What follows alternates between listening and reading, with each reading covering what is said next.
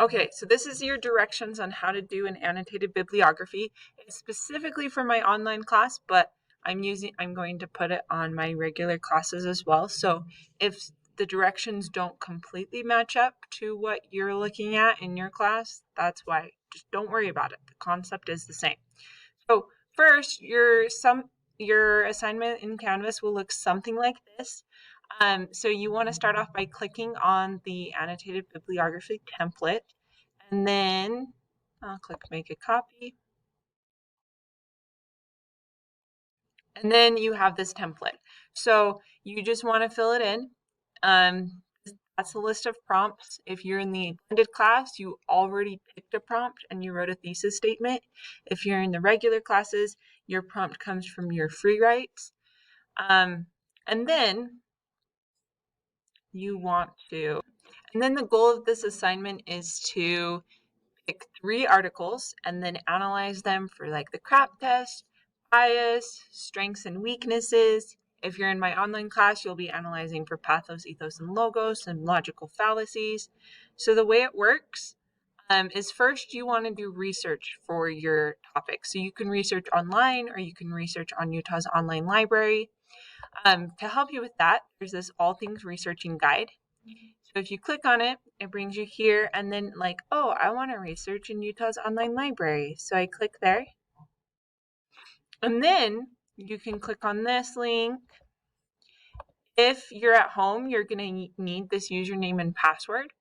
I'm not going to go into how to research on Utah's online library, because if you want to research there, you need to watch either EBSCOhost or Galc reference collection videos. If you want to research on just Google, then you can come watch this video on how to create a source citation. I'm just going to do my research on Google. So let's say I'm researching healthcare. That's something that I know is not in any of yours. So I am just going to use it. Universal healthcare, actually. And let's say I want to use this. So when you pick an article, especially if it's online, you want to make sure it passes the CRAP test. And you want to make sure that it can be used. That doesn't really work for me.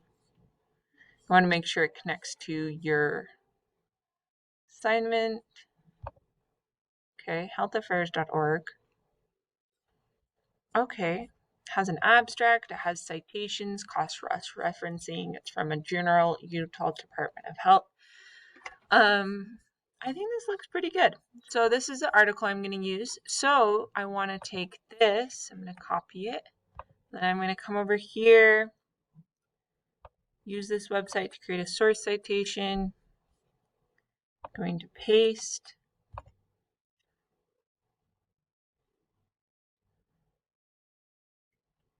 Cite. Continue.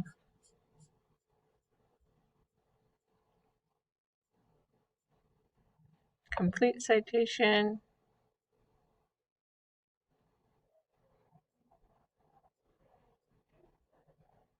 Should be a big yellow button. Oh, here's my citation. Okay. Copy citation. Then I'm going to come back over here. Oh, where's my copy of? Here we go. And then I'm going to paste it.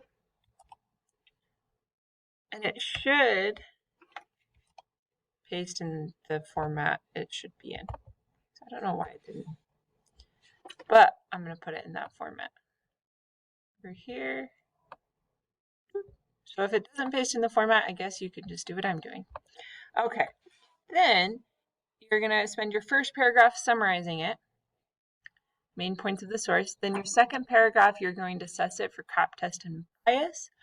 Some of your assignments, so depending on which class you're in, it's going to ask you to analyze how does the author's intent influence the information. So like author, purpose, audience that we've learned about.